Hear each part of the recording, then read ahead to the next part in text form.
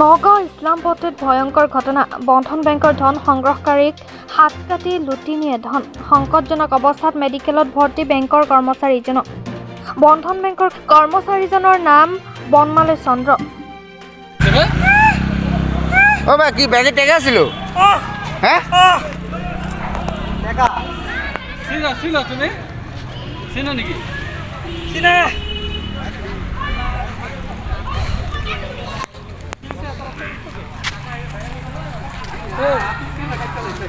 হাত চাত কাটি গ'ল বে।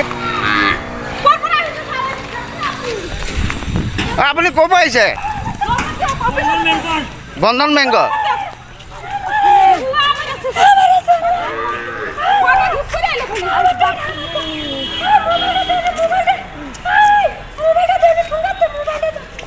ঐ এম্বুলেন্স ফোন কৰ জলদি।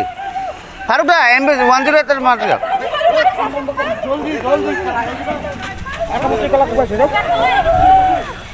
চাকুটি যেনেকে কোবাইছে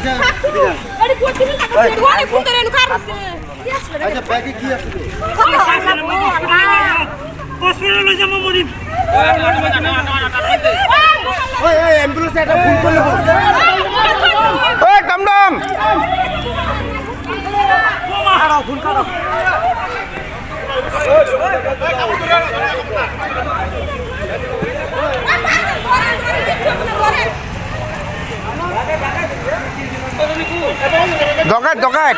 ডকাইত দুটা ডকাইত আহিছিলে, বন্দুক লৈ আহিছে, তাক মাৰি আছে আৰু এটা চাকু মাৰি আছে আৰু এটা বন্দুক দি গুলিয়াই দিম বুলি কৈ আছে।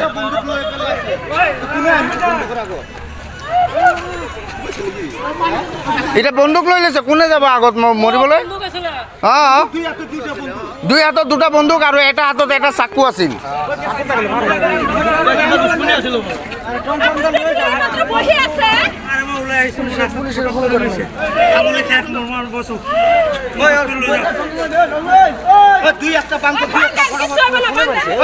বন্ধন গোটৰ ছাৰ হয়, দুটা ডকাইত আহিছিলে।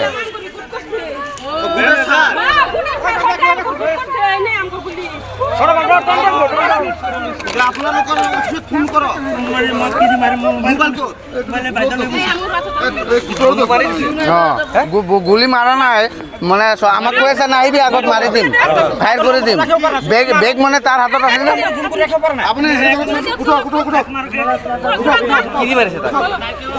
চাকু দি এই ডাঙৰ চাকু বে খেচ কাটিছে বে। পলাইছে, বেগটো হাতৰ পৰা লৈ তাৰ পৰা টানি পেলাই লৈ তাৰপিছত পলাইছে। বাইক আছিল।